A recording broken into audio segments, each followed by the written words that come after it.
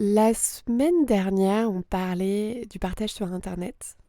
Et cette semaine, je voudrais parler du non-partage sur Internet. Quelle que soit l'activité que tu fais, quel que soit ton domaine en termes de création, quels que soient tes objectifs, peut-être que tu as une visée de professionnalisation, peut-être que tu souhaites juste créer par pur plaisir sur ton temps personnel.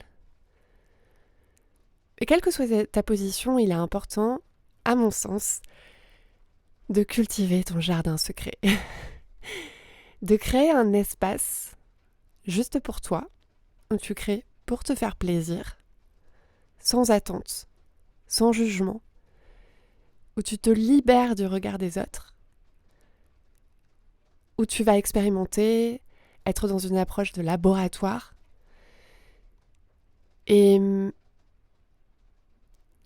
peut-être oser faire des choses que tu n'aurais pas osé faire. Peut-être oser être nul, te sentir nul et expérimenter ce sentiment aussi. Baisser les attentes. Et je crois qu'il y a vraiment beaucoup de magie dans cet espace-là. Cet espace-là où tu t'autorises à faire les choses, à bidouiller, à expérimenter.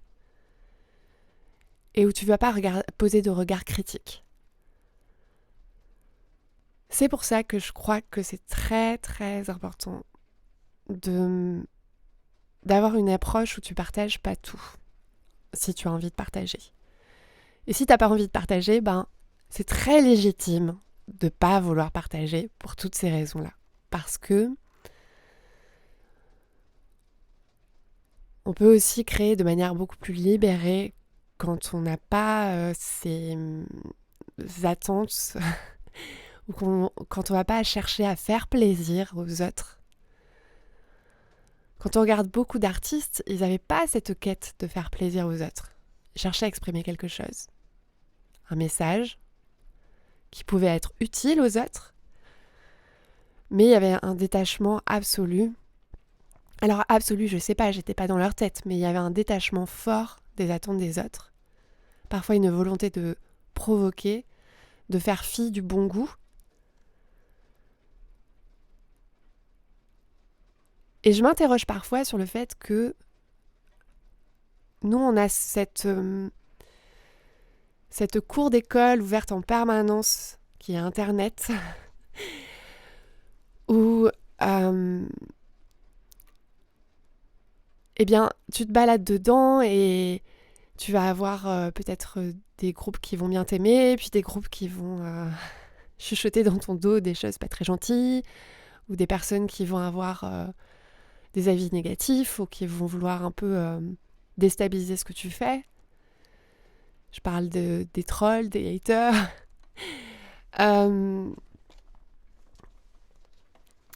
Et je crois que ça rajoute peut-être au brouhaha intérieur que tu peux avoir.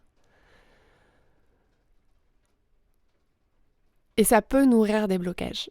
Donc, c'est super de pouvoir partager sur Internet parce que, dans mon expérience en tout cas, je trouve que c'est hyper enthousiasmant de pouvoir avoir des échanges positifs avec des gens avec qui tu te connectes, avec qui, a priori, tu n'aurais pas pu te connecter. Et dans mon expérience aussi, tous ces échanges, ils sont quand même, la plupart du temps, super positifs. J'avais peur en me lançant sur Internet, en m'affichant par exemple, parce que je communiquais sur Internet souvent en me cachant.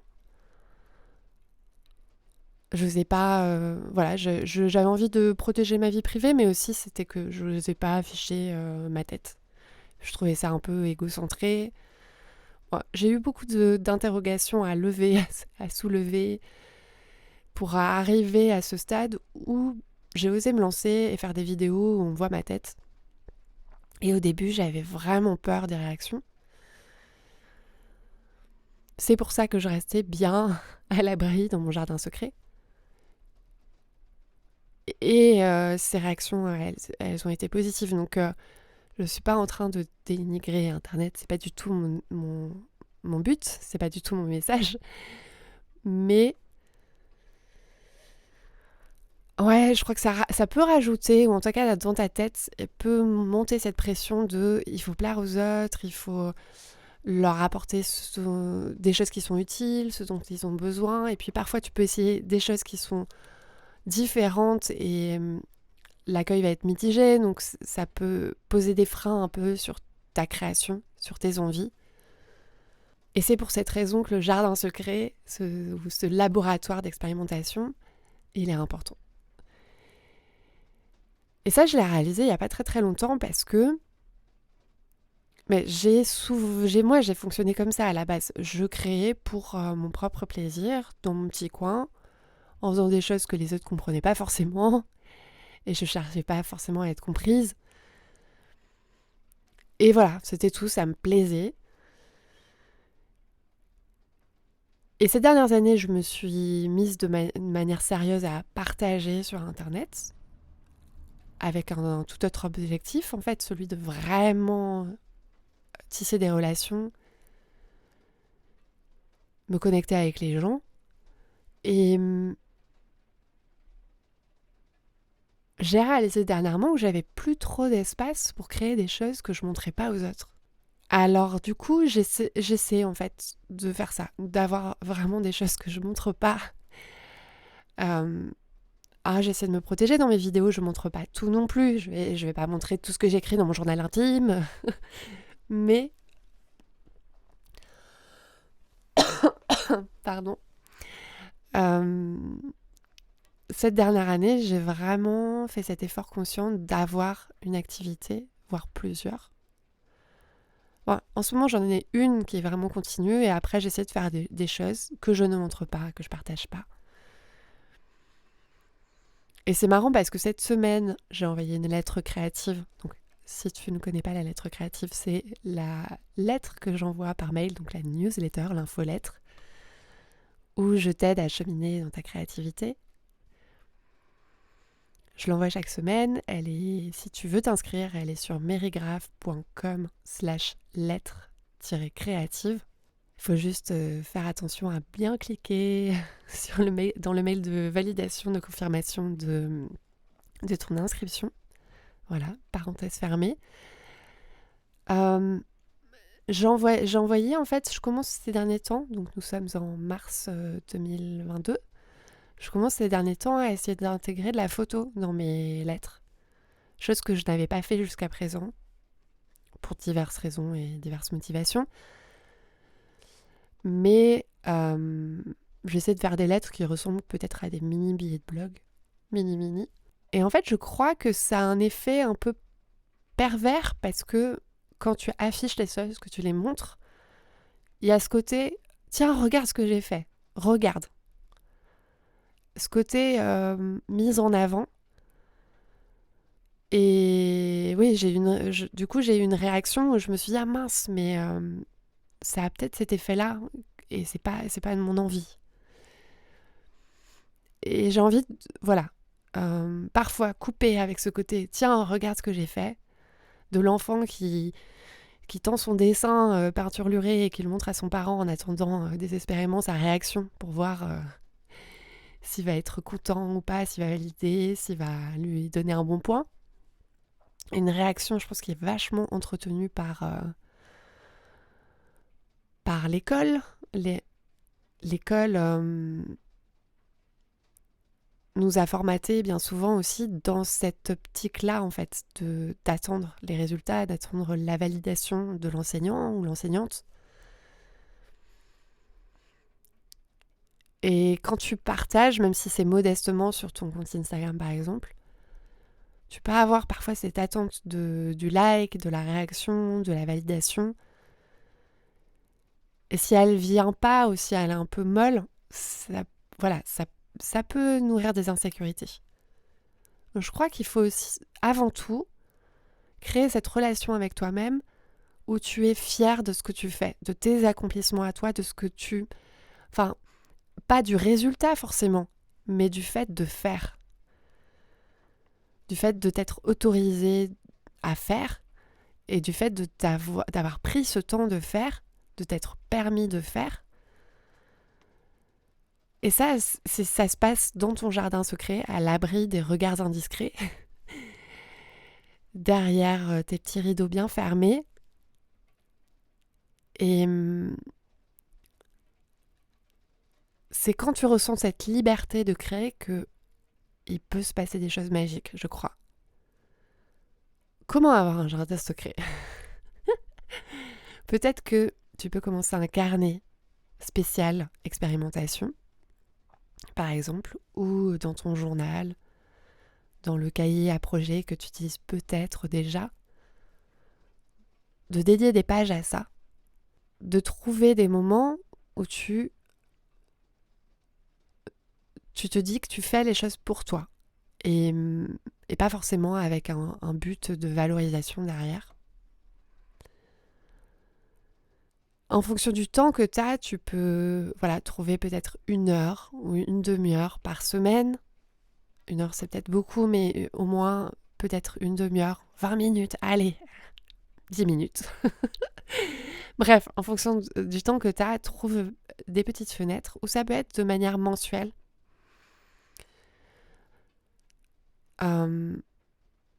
J'aime bien l'idée du kiff créatif que je m'organisais moi et que j'ai un peu cessé quand même d'organiser, mais voilà, j'essaie de voir si je peux pas faire des soirées kiff créatif maintenant. Mais chaque mois, j'essayais de me faire une journée dédiée à la créativité en faisant des activités qui me faisaient super plaisir. Bon, j'ai documenté en vidéo, il se trouvait que du coup j'étais dans le partage et que ça tuait un peu le kiff créatif, donc c'est comme ça que j'ai arrêté. Mais j'essaie vraiment de le reprendre pour moi-même sans le partager. Peut-être qu'à l'avenir j'en refilmerai pour montrer comment ça peut être la mécanique de cultiver son jardin secret. Et je crois qu'il faut avoir un focus, un objectif bien précis lors de ta session parce que quand je me faisais mes journées kiff créatif, je me retrouvais à vouloir faire plein de choses et à finir la journée en me disant « Ah, j'aurais vraiment voulu faire plus ». Et du coup, je finissais frustrée en me disant que j'avais pas eu assez de temps. Et je crois que faut pas non plus des mois, des semaines entières pour renouer avec toi. Ça peut se faire en 10 minutes, surtout si tu le fais de manière régulière. C'est comme un petit rendez-vous avec toi-même, tu vois. Il y a cette tendance je m'organise un date avec moi-même sur les réseaux sociaux. Bah, c'est ça en fait. C'est trouver des façons de renouer avec toi. Dans ton jardin secret, tu peux aussi chercher l'inspiration. Ou en tout cas, peut-être avoir un tableau. Alors, c'est peut-être pas forcément un beau tableau en liège dans ta chambre, mais un tableau sur Pinterest ou des pages dans un carnet où tu vas collecter l'inspiration, nourrir tes envies. Et c'est pas des choses que tu vas montrer, mais c'est des choses qui vont peut-être nourrir tes réflexions, nourrir ta recherche créative. Moi, c'est un exercice que je fais assez régulièrement, d'essayer de me dire qu'est-ce que j'aime, pourquoi je l'aime, comment est-ce que ça me nourrit, et qui me permettent d'embarquer des choses dans mon imaginaire créatif. Ça, c'est des choses que tu peux faire au fil de l'eau, en fonction de ce que tu découvres, de tes lectures, des films que tu vois. Et c'est pas forcément un truc, une routine à avoir régulièrement, ça peut se faire au fil de l'eau. Mais ça fait partie des choses définitivement qui peuvent nourrir, mettre de l'engrais dans ton jardin. Il y avait un autre truc que je voulais dire, et l'autre truc que je voulais dire, c'est quoi déjà? Mince, ça m'a échappé.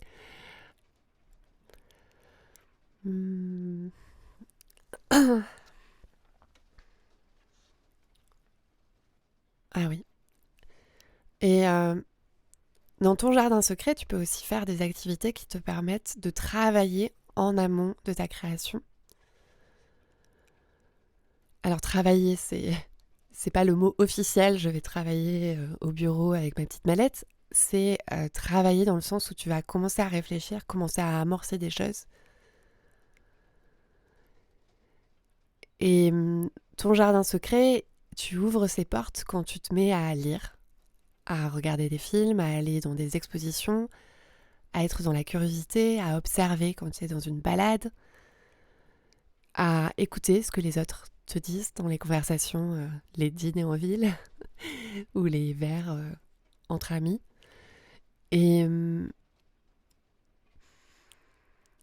c'est un peu comme si tu labourais, que tu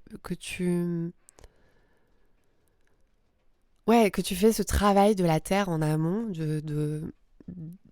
peut-être, en fait, ouais, non, c'est ça, c'est que tu vas avoir un compost. euh, ouais, non, ouais, non. Je suis en train de perdre le fil de ce que je voulais dire. Euh,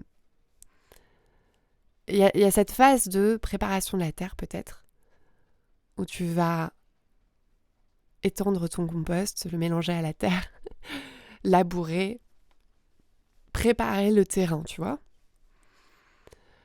Euh, et je crois que cette phase-là est hyper importante. Il faut vraiment pas la sous-estimer. Et en fait, souvent on s'en rend pas compte, mais on commence à créer avant même d'avoir créé. Avant d'avoir ton idée, avant de faire, avant de te mettre à l'action, il y a toute cette phase d'incubation où tu vas observer des choses, tu vas être influencé par des trucs. Et en fait, ton cerveau, inconsciemment, il va brasser tout ça. Et la créativité, c'est croiser des idées qui, a priori, n'avaient pas été mariées avant, par exemple. Et tout ça, c'est vraiment un travail de l'inconscient. Donc le fait de t'exposer, le fait d'être curieux, curieuse, le fait de voir des choses, d'avoir des expériences, c'est ce qui va apporter aussi de l'engrais. Donc, c'est des activités qui sont hyper importantes. Si tu es bloqué dans ta routine de vie, du métro boulot dodo, que tu travailles, que tu rentres chez toi, tu es fatigué, que tu mets les pieds dans tes chaussons ou tes savates ou... enfin bref, tu vois l'image que je veux te donner en fait, c'est que tu te mets dans ta combinaison doudou sur ton canapé et que tu n'arrives plus à rien à faire, je le comprends en fait. C'est pas forcément dans ces moments-là effectivement que tu vas être en mesure d'ouvrir les grilles de ton jardin secret et te dire ouais, super. Mais en fait, même dans les séries que tu peux voir, et attention, hein, c'est pas une carte que je te donne pour t'autoriser à regarder plein de séries et ne rien faire. Bon, ça c'est mon côté attention, attention, hein, à ta discipline. Non, c'est pas le message que je veux avoir, mais ce que je veux dire, c'est que il faut pas se dire oh ben c'est nul, ma vie est inintéressante, j'ai pas assez d'activités à l'extérieur, donc du coup je peux pas avoir de super idées. Non, en fait, même dans les activités que tu fais routinières, si tu observes, si tu écoutes, si tu ouvres l'œil, tu peux trouver des choses qui vont t'inspirer aussi. Donc il ne faut pas non plus chercher midi à 14h ou se dire ouais, il faut que je m'achète un ticket pour partir à l'autre bout du monde. Non, parfois l'autre bout du monde, il est juste au coin de la rue. Je crois le fait de s'ouvrir au monde extérieur déjà, d'écouter, d'observer, c'est une richesse qui est énorme et qui peut t'apporter. En fait, d'ouvrir ce canal-là, c'est ce qui peut t'apporter beaucoup, tant déjà d'un point de vue de bien-être personnel qu'au niveau de ta créativité, de tes activités créatives. Donc, ouvrez les yeux, sois curieux, curieuse, nourris-toi et bidouille, expérimente. Il y a un an, j'ai commencé un projet complètement préservé de tout regard extérieur et même de mon propre regard critique à moi. Je fais cette expérience d'écrire de la poésie régulièrement le matin, juste sur 5 minutes. On me dit parfois, mais Magali, comment t'arrives à faire tout ce que tu fais? Mais en fait, parfois, dans ma routine, je vais intégrer juste 5 minutes où je me dis, je le consacre à ça. Et ça ne veut pas dire que je le fais tous les matins. Parce que oui, il y a des matins où je suis dans l'urgence et... Attention, pardon, j'ai tapé dans le micro, ça peut être désagréable dans tes oreilles. Je m'excuse. Excusez-moi plutôt. Je digresse, je fais donc cette activité le matin où je me force à taper des mots, les nouer les uns aux autres, mais sans me juger, me critiquer. Et je le fais vraiment pour travailler ce côté libération, où tu enlèves les chaînes, tu enlèves les petites voix, tu enlèves les freins, et enfin tu lèves le pied du frein et tu t'autorises à faire. Je tape ma petite poésie, clic-clac, et je la mets dans une chemise et je la relis pas. C'est vrai que quand t'écris, c'est hyper important de te relire, d'avoir ce regard critique, d'essayer de t'améliorer. Là, je relis parfois quand même, si, par curiosité, mais je me dis pas c'est super ou c'est nul. J'essaie de ne pas juger pour juste me connecter au fait de faire, renouer avec ça. Je le fais parce que je me suis rendu compte que j'avais cette difficulté vraiment à apprécier le processus et que bien que ça fasse des années que je crée et que j'essaie de me concentrer sur le processus, j'ai encore régulièrement ces moments hyper critiques de sabordage qui sont super forts, d'avoir une activité où il n'y a pas d'attente, où je sais que je vais pas l'envoyer à personne, pas le faire lire, eh bien ça me ramène dans cet espace que j'avais au début quand j'écrivais et que je le faisais juste pour mon plaisir et où je cherchais juste à allumer la flamme en moi et à me dire je suis contente de faire. Où que tu en sois dans ton activité de création, aborde les choses comme ça. Dis-toi, j'ouvre les grilles de mon jardin secret. Oh, ouais, il y a des ronces là. Bon, ok, on saute par-dessus. Je vais jardiner un petit peu. Et comme du jardinage, tu vas planter des graines, tu vas pas forcément voir les feuilles tout de suite, hein. Il faut de la patience. Et de renouer avec ce côté un peu brut des choses, de la création. Ah, c'est rafraîchissant, je trouve. Donc, je ne sais pas si tu auras des questions là-dessus, si j'ai été complète. Je n'ai pas préparé cet épisode, c'est une improvisation totale. Je voulais juste parler de ce sujet, et j'essaie de le faire de manière spontanée, donc pas ultra préparée avec un plan d'action. Donc si tu vois des trous dans le filet, des choses sur lesquelles tu as des interrogations, envoie-moi un petit message, hello@merigraph.com. Je sais pas pourquoi je dis mais hello@merigraph.com. Je mettrai l'adresse contact dans la fiche du podcast. Et dis-moi quelles sont tes questions. J'ai beaucoup de questions en ce moment, j'arrive pas à y répondre à toutes, mais je pourrais peut-être y répondre à travers le podcast ou la lettre créative, ou peut-être une vidéo, ou peut-être les trois. Donc envoie-moi ta petite question. Si tu as envie de m'envoyer un mémo vocal avec ta question, si tu as envie de faire cet exercice et de m'envoyer ta belle voix et que tu m'autorises à la diffuser lors du podcast, eh bien, fais-le, sens-toi libre, envoie-moi un petit fichier audio.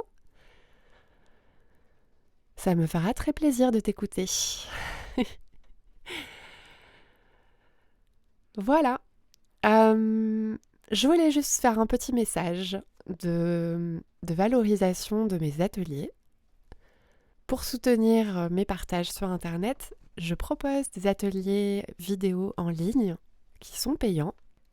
Je te propose des ateliers pour t'aider dans tes projets, pour t'aider à créer. Et non, on m'avait posé la question, ce ne sont pas des ateliers qui sont axés que sur le créatif.